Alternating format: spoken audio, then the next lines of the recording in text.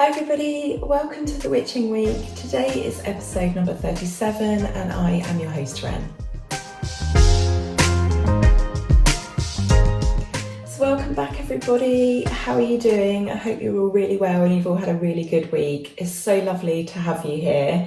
So today I am drinking some Focus by Twinings. I think Twinings are my favourite tea company, and I am burning some Swanasai Flora Batty. I showed you this a couple of weeks ago, but this is the first time I'm actually opening it and burning it, and it says on the box, fulfills your wishes instantly. So maybe that's a really good one for sort of lighting some incense intentionally and visualizing what it is you want to achieve, and then allowing the smoke to carry those intentions away on the air. So that's what we're burning today. That's the vibe of today. Well, it's the middle of May. How did we get from the beginning of January, which felt like it was last week, even though it's felt like the longest winter ever? How are we suddenly in the middle of May working our way towards June? Well, we've gone beyond the middle of May. It's absolutely crazy. So it's now much, much warmer. We can actually sort of almost relax in our home without it being too cold. I can wear whatever I want. I really, really love expressing myself through clothes.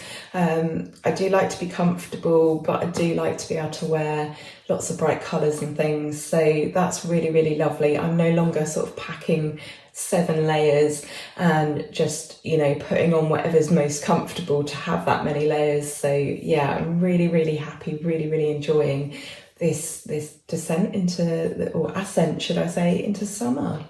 So because it's been warm and dry, we've been doing some work on the house. I say we, it's been my husband. We have been painting the windows and sanding down and varnishing doors. An old property obviously takes a fair bit of work. So he's hired a huge ladder this week, the biggest ladder that I've ever seen, that weighed an absolute ton. He asked me to stand and hold it at one point, and basically I struggled and hurt myself because I was having to use all my strength, which is not very much. So he has been lugging that around all week. I don't know how he has done it, but he's been up this very, very tall ladder.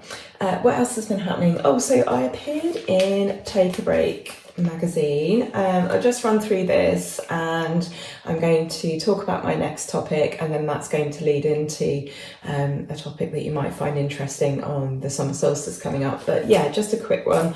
I was in this magazine. This one is June 2023, so it's out now and it'll only be out for maybe another couple of weeks. They always run like a month ahead. Now, I was told May, so in April I was checking for May and I couldn't find myself in that copy, so I thought I wasn't appearing. And then we went past the news agency the other day and I said to my husband, let me just have a quick look, you never know. And sure enough, I'm on page 5 in a story called, let's find it, House of the Dead. So on their bite-sized Shivers page, there I am, there's my house, there's me walking through the cemetery. So if you want to check that out, Take a Break, Fate and Fortune. It's just a small story, but it's always a pleasure to be featured in magazines. I think because we live on a cemetery, obviously that brings a lot of attention. So yeah, that was a lot of fun this week. That was really nice. And a couple of days ago, I went to Sherwood Forest in Nottingham. Now, in 1066, William the Conqueror, he turned this forest into a royal forest. So it was a hunting forest for the royal family, and it is most closely associated with our legend of Robin Hood. So I don't know if he's known worldwide, but the story is he stole from the rich to feed the poor. At this time, there was a lot of famine, a lot of hunger, and the people that were living in the area were not sort of doing so well.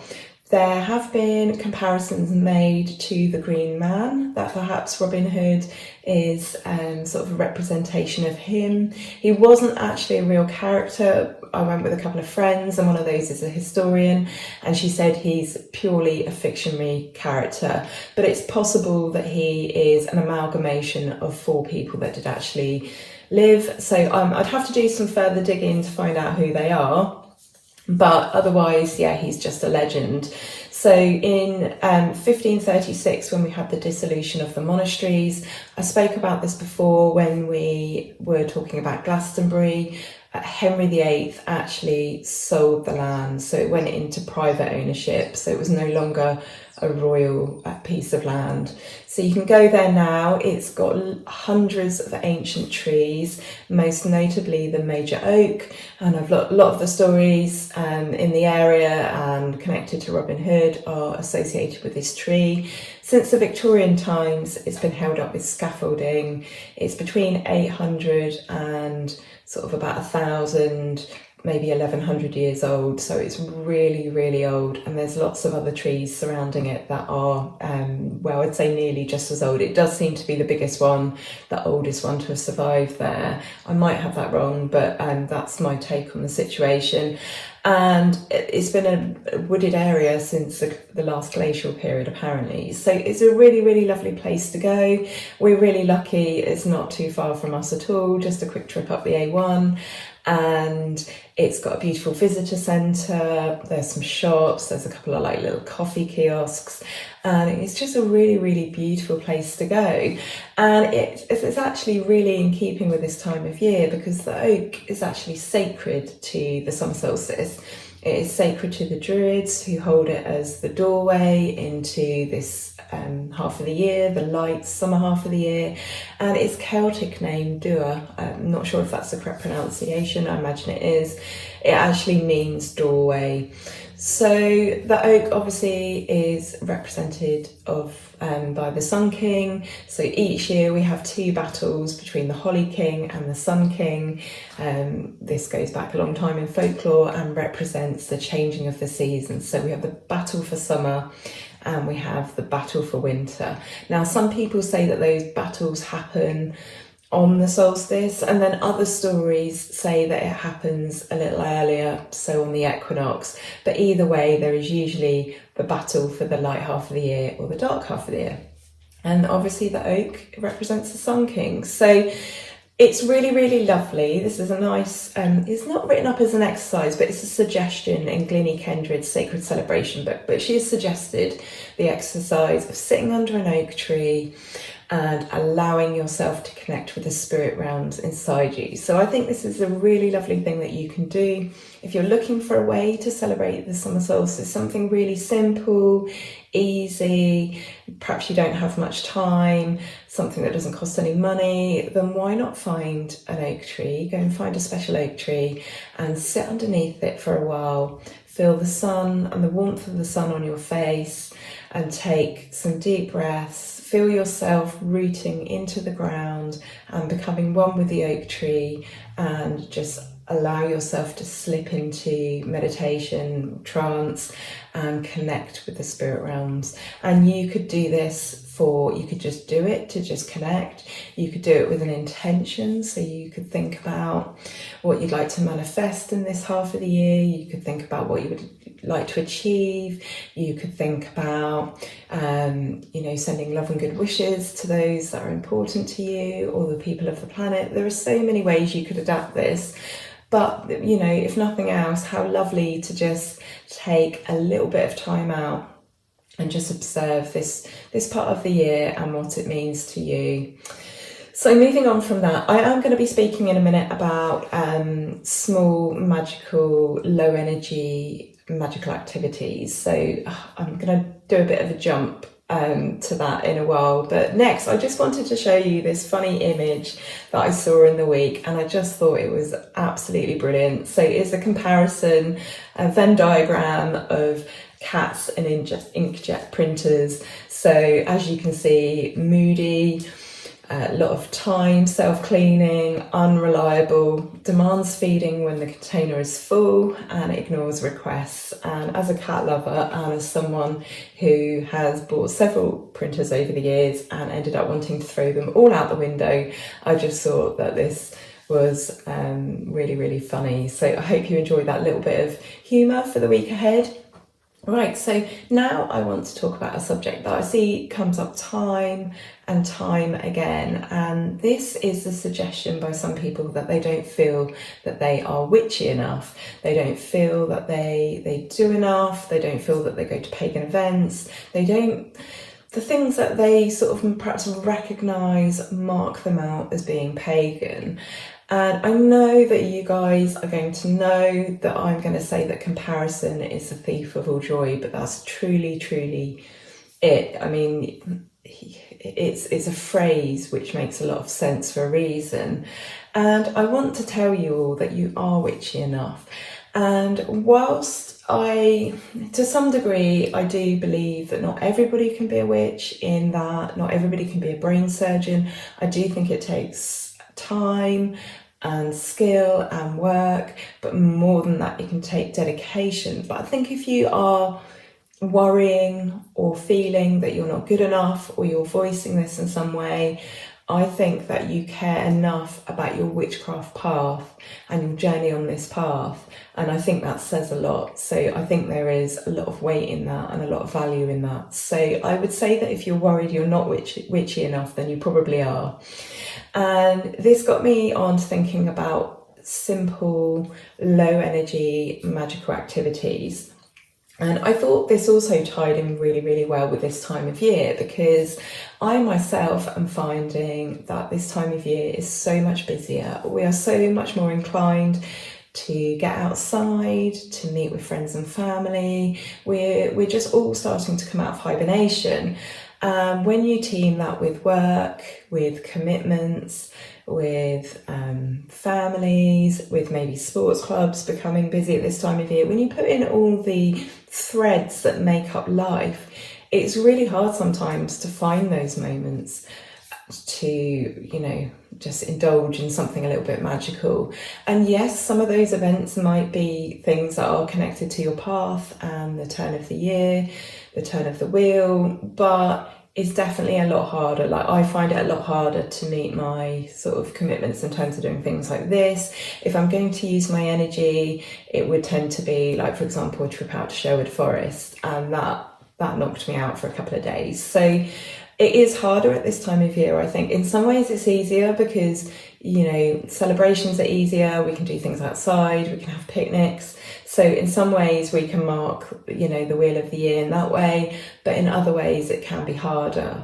And I'm also looking at this from a sort of like chronic illness point of view as well. Some people cannot get out and do stuff. Some people don't have the energy to do more than a tiny, tiny action. So I thought I would talk about this. I thought it might be really helpful to you.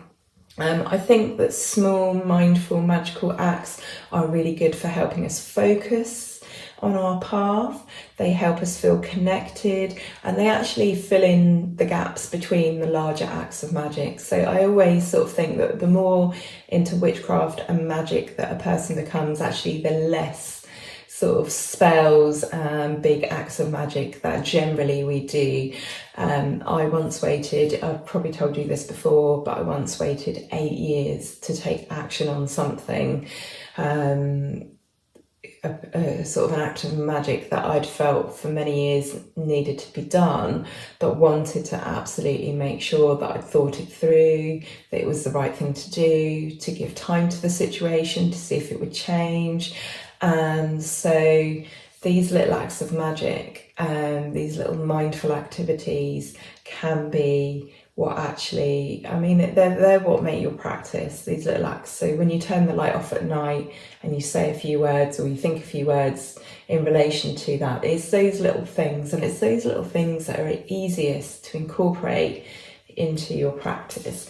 So I made a list. It's kind of smallish, kind of not. I will at some point do a bigger video on this, but I thought that the Witching Week is just a lovely sort of chatty space, and I thought it would be really good for me to do this here. So the first one that springs to mind is burning incense intentionally. So you could pick a fragrance that is associated to an intention you want to set. So you might be thinking about healing, for example, or prosperity. So the first step is find some incense that has a magical correspondence that corresponds with what your idea is, what your intention is. And you can light that incense. I'm just going to pick mine up here. You can light that incense and obviously make your intention whilst you do. Obviously you blow the incense out once you've lit it so that it burns, so that you can incorporate into your sort of little incense routine, and then you can watch the smoke carry your ideas and your intentions off into the ether. So that is such a small action that I think that anyone can do. You know, even if you're bedbound, you're in a wheelchair, you've got 2 minutes of time, that is something that you can do really, really quickly. But you can just take that moment out, really think about what you're doing, really feel it, really see it. But all in all, that is going to take you seconds. I mean, you would struggle to spend a whole minute doing that. So that's a really nice idea, as is lighting a candle. Candlelight's always special. It just gives us a really lovely atmosphere. Again, we can build our intentions into the lighting and the putting out of the candle. We can choose a colour, we can inscribe the candle, we can turn a simple lighting a candle into a candle magic ritual. But again, you can spend as long or really as little as you like on this particular activity. And a lot of these you can join together. So tiny mindful magical acts that you can do all at once and are going to really make you feel connected to your path. So you could read a witchcraft book. So have a book on hand. You might be reading another book, you might be reading a fictional book, but have a witchcraft book on hand. And if you ever feel like you need to just take 10 minutes out, read a witchcraft book. You're resting and studying at the same time. And depending on the book, I'm going to mention Glennie Kindred's Sacred Celebrations again, but that book always makes me feel really connected to my path. I've only got to read a couple of passages and I'm there, I'm feeling it, I'm a witch. You could write some poetry, and I like to think of taking all actions and linking them back to the seasons. That's how I feel most connected to my path. So I was talking about this with someone the other day. She'll be watching, hello, and she was saying that she doesn't feel witchy enough, and this is partly what prompted me to decide to talk about this topic today. And she had been to a May Day celebration, and for me, that is such a pagan, such a witchy thing to do. You know, it is marking, honouring, observing the wheel of the year, the turn of the year, and that date in the year, as people have done for many generations. And so for me, I would intentionally, probably before I went to that May Day celebration, in fact even planning it, I would be thinking, I'm going to celebrate Beltane by going to this celebration. And I like to, like I said, link everything back to the seasons, because there's always something happening related to the seasons. There's always a celebration of some kind. There's always some sort of activity. Yes, they have become largely commercialized, but you can put your own spin on things. You can plan things. You can do them in the way that you want to do them. So when Samhain comes along, you don't have to go to a Halloween party at the local village hall. You can simply create your own Halloween party or your own Halloween or Samhain traditions. So, but just linking things back to the wheel of the year. I mean, not everybody's going to feel connected in that way, but it makes a lot of sense. Obviously, we've spoken before about the fact that you don't have to celebrate the wheel of the year. You don't have to celebrate all of the Sabbats in the wheel of the year. You might just celebrate one. You might celebrate none. But this is the point. This is your life and this is your experience. And I think as long as you spend some time thinking about it and trying to connect in with your path, then it counts. So I suggested to this friend as well, she kind of felt disappointed that she didn't really feel like she'd done any sort of events with a pagan community of any kind, and she felt a bit disconnected from it. And I suggested that she spend a year planning. So spend a year, take one turn of the wheel, just observing how are other people celebrating and observing. What are they doing? How could you use that or adapt that? Do you have similar events near to you? Read some books on the subject and just plan. You could take a year out and plan what you're going to do for the following year, and then the following year you could just celebrate one or two. You could celebrate every other, or you could just say, right, there are 3 that are really important to me, and you've already done the prior planning. This is not a race. This is not a competition to see who's most witchy. A lot of it is luck as well, depending on what you've got on in your area. I'm very lucky in that we seem to be quite tuned in. I do live in the countryside, but we seem to be quite tuned in to old folk traditions here, which I was surprised. I never imagined, as a girl from the south, I never thought I'd end up moving to the Midlands. But there's quite a bit going on here, and I'm quite central to a lot of areas in the UK that are only, an hour or 2 away. Sometimes more, and sometimes we do make that effort, but you can celebrate just as well at home. This is about you. This is about connection to your path, and it's absolutely pointless comparing yourself to other people, and all it will do is make you sad.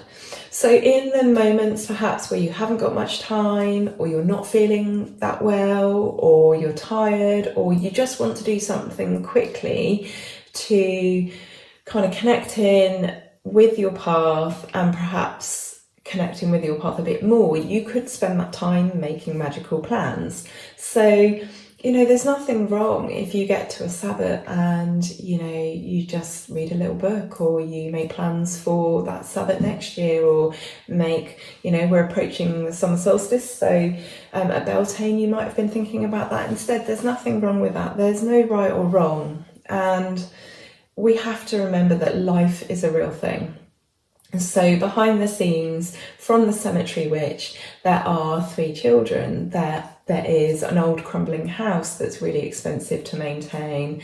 There are other members of the family. There's friends to see. There are cars to have MOT'd and serviced.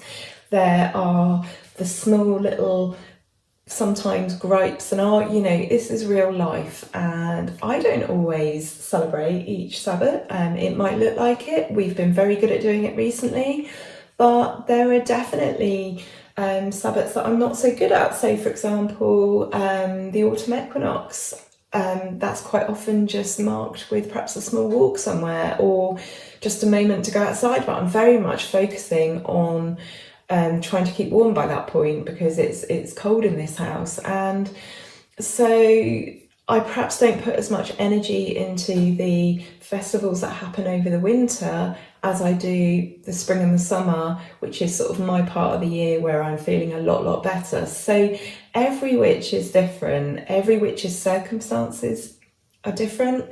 Where you live will have an impact, and what your own personal likes and dislikes and how you like to do things.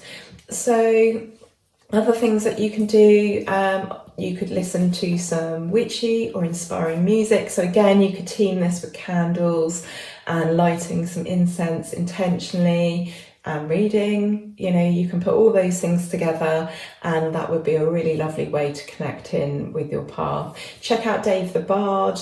I'm going to put his name, lots of people call him Dan. It's Dave, as in like Neve is spelled MH. He's actually going to be headlining at Witchfest Midlands on the 27th of May. So if you're in the Midlands area, check that out. As far as I'm aware, there are still tickets available. So he's a lovely guy, and he creates some incredible music, and he also does these what he calls house concerts over on his Facebook page, so go and check him out. He started those during the pandemic, during lockdown, and again, that is just a fabulous way of celebrating life. He does these house concerts. They're free. He plays pagan music that he's written, and he streams this live from his house and you can watch online for free. So again, really, really lovely, you could call pagan activity, which just takes little to no energy and effort and would really help sort of support someone in the pagan community. Talking of being online, you could do witchy online shopping. So perhaps you might not be up to doing a ritual, or you haven't got time for one at the moment, but maybe you've planned one in a previous 10 minutes that you've had free, and now you're going to do the shopping to buy the bits and bobs for that. You might want to find a nice witchy dress.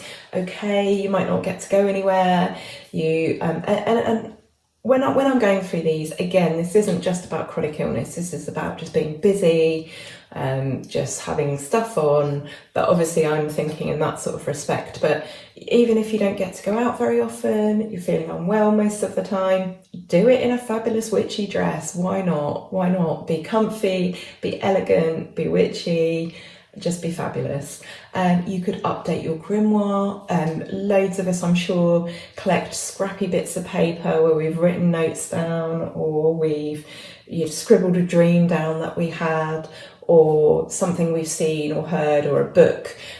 Compile that stuff, get it organised. You can sit at a table or sit on the sofa and use barely energy or time at all. Even if you just do 5 minutes here and there, before you rush out the door to work, or maybe take it to work and do things on your lunch break. I used to do that all the time.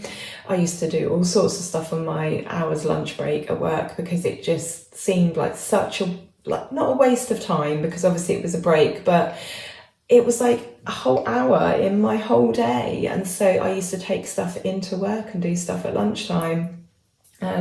You could organise, clean, decorate your altar. If you haven't got one, you could think about setting one up. You don't have to have one, or you could just make notes on how you're going to organise it or clean it or decorate it for another period of time that you're going to earmark for yourself before another Sabbath. You could write a letter to a witchy friend. You could find a pen pal, or just send a letter to someone and talk about the things that you've been doing. And if you have celebrated something recently, or you might not necessarily want to tell them about any magic you've done, but for example, we went to Glastonbury for Beltane, so I could write a letter to someone, tell them about it. It's just about connecting in with those thoughts and feelings, and putting some energy and attention perhaps on the things that you have done, and it will just remind you that you are enough, you are witchy enough. You could bake something seasonal. Failing that, if you can't find a seasonal recipe, or there's nothing you want to bake, you just make something witchy. Like, I made some cakes with some little hats on. Okay, that was around Samhain, but I made those for my friend, and we were going to visit her, so that just really was loads of fun. Look out the window and daydream. Allow yourself to just slip into a meditative state or a trance. Go wandering, or just observe what's happening. We've got starlings nesting at the moment, so as I sit here in the kitchen, I can see them going backwards and forwards past the window. I can see the colour of the trees. I've noticed how that's changed in the last few weeks. We've got like an ornamental apple. It makes these weird apples, but you can't eat them. They're like rock hard. And that has gone from a bright pink to like a dark sort of rusty colour. The leaves have gone rusty. So as I'm making this video even, and I've glanced out to sort of illustrate that point, I am now seeing the change in the leaves that I hadn't necessarily noticed. So there are so many things you could do. You could create a sigil. Sigils are highly, highly powerful bits of magic. Bits is the wrong word, but very personal. So when you see these books, I'm going to do a video on sigils. When you see these books that have lots of sigils in them, they're not really sigils, they are symbols. A sigil is something that you create. It's personal, it's private, and they can be very, very powerful, and that takes no effort whatsoever. I could sit here and create a sigil. All you need is a pen and a piece of paper and your imagination and an intention, a goal. You could reflect on the nearest Sabbath. So again, to tie in with everything that I've been saying, you could think about what it means to you. You could journal this. You could think about what it means to you, how you've celebrated in the past, if you have, how you intend to celebrate in the future. You could reflect on the energy of that time of year and how it feels to you. You could do some cloud watching. You could, in the summer months, lay outside and watch the clouds go past and see if there are any messages, any shapes, any images that you can divine. Go out and connect with the moon, you know, on an evening. Again, easier in the winter because it gets darker earlier. So this could be an autumn winter activity for you if getting outside is difficult, or you're busy going to work and back from work. Take 5 minutes at the end of the day before you go in the house and just look up and connect with the moon. And I like to think that when I look up at the moon, I used to think this when my husband and I lived apart before we moved in together, and I used to think that when I looked up and saw the moon, I knew there was another person on the earth that would gaze up at the moon that I was connected to. And you can think, you know, humans everywhere stand on this beautiful earth and they look up at the moon, and you can feel that connection, that community.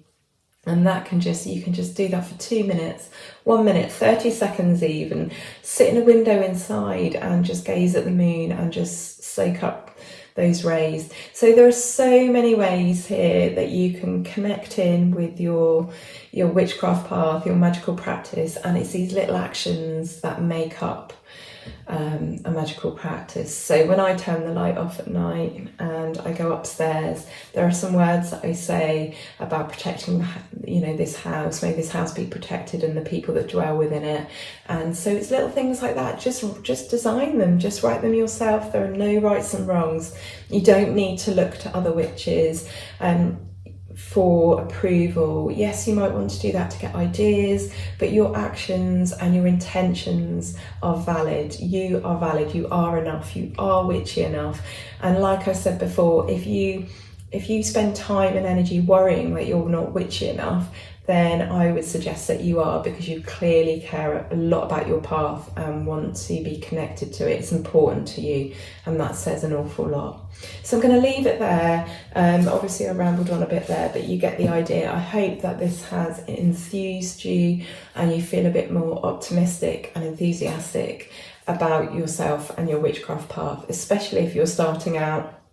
And just take it from me, someone who's been on this path a very long time, I sometimes will go a week and don't do anything, and the bigger acts of magic are far and sort of few between. Obviously, there are rituals that you can do to celebrate the turn of the wheel. They're a bit different, but in terms of performing magic, doing spells, they don't happen as often as you might think. And I would suggest the same for anyone that you see on Instagram.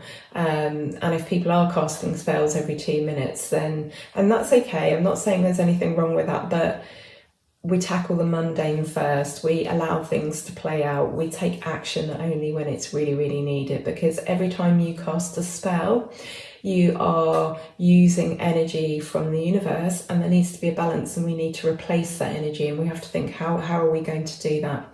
So I'm going to leave it there as my little talk for today. So I'm going to do some cards now, and then that will conclude the witching week for this week. Let me know in the comments what your favourite little magical activities are, the little things that you like to do that are special to you. Let's pick some cards. Okay, so today we have got the Four of Swords, we have got the Fool, and we have got the Ten of Cups, which I call the Happily Ever After card. I really love that. It's really beautiful, isn't it? And I think really actually that this message here, and I'm just going to make this a quick one because we are starting to move towards the 40-minute mark, and I think the longer videos aren't sort of quite so enjoyed by you guys. You have to find longer in your day to watch them, so I'm going to keep this quick. But the message, the energy message for the week ahead very much just ties in, I think, with what we've just been talking about. And that is the message to rest. Find time to take some time out, do your body good, do your mental health good. And even the most strong and battle-hardened warrior needs to rest sometimes. We need to take that moment out, that moment of, rest, regeneration, contemplation, look at the world perhaps from afar and just sort of rebuild our armour. And just when we do that, that allows us, that frees us up to have energy to just be free, carefree and playful. Because when we don't rest and we just keep going and going and going and going and going, we get bogged down, we get overwhelmed, we get overwrought, and then that doesn't leave anything within us for anyone else and doesn't leave us anything for the people around us either. So I think this is a skill, this takes time. Like in our society, rest seems to be a reward, and it shouldn't be. Rest is absolutely necessary for our well-being. It's just as important as action and movement. There should be a balance. We're witches, there should be a balance in all things. But we've come to see rest as a reward. And again, that's sort of slightly highlighted in this sort of card coming up here, but it's actually the opposite is true. Rest is something that we deserve to give ourselves so that we can be the best versions of ourselves, and we can, make our lives the best that we can make them, and then revel in the gifts that we're given as a result of that. Rest and then have energy and time and love for other people and our projects and our endeavours and our new ideas. So that again just ties in with the little acts of magic that I was talking about, or the little magical activities. In doing them, in taking time out to do them, you're resting, you're recuperating, you're investing in yourself, and therefore you're investing in the people around you. And so when you take time out to do these little things, you feel more satisfied and you feel enthused and inspired. And then when you feel enthused and inspired, you feel energetic and loving and playful. And so it's really, really important to take this time out. And when you do that, I think you'll feel and you'll see that you are witchy enough, and that actually as a human and a person, you are good enough. So that's my message for the week ahead. Take time out, rest, recuperate, regenerate, be kind to yourself, self-love, self-care. And self-care isn't all about mental health. We've come to sort of put the two together, and I've spoken about this before. Self-care is just generally looking after yourself, so physically, mentally, spiritually, what you ingest, what you put into your bodies. So I'm wishing you a really, really fabulous week. I hope you have an absolutely gorgeous week. I hope you have fabulous weather and you achieve all the things that you want to achieve, and that all your desires and wishes come true. Look after yourself, please, and each other. And I really look forward to being back next week with another episode of The Witching Week. I have put a video up. It was the second part of casting a circle. I don't know what affects sort of like viewership with these videos, but it's really weird. It can go, you can have like randomly 40 views on one video and several hundred on another. It's really strange. But that second part is up. I don't think everyone has been notified of that. So if you want to learn how to cast a circle, and you want to know how to do it properly so that you've definitely done it, and there are 3 things, I talk about that in the first video, then check out that series. I've done part 1, which was an introduction and tells you the 3 things you must have in place for it to be a magic circle. And then part 2, I've actually started the process. So it's preparing yourself, preparing the ritual space, and then there's parts 3, 4, and I'm saying 5, but I think one of those parts is going to be really small. But yeah, so if you subscribe to that, you won't miss those. And yeah, it's so lovely to have you here as always. I really appreciate you guys. I really appreciate this opportunity to sit here and chat with you.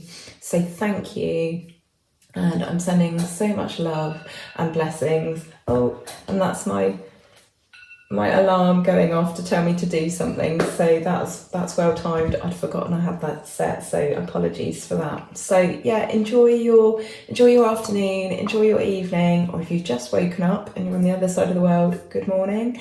And yeah, I'll see you next week. Take care for now. Love and blessings. Goodbye.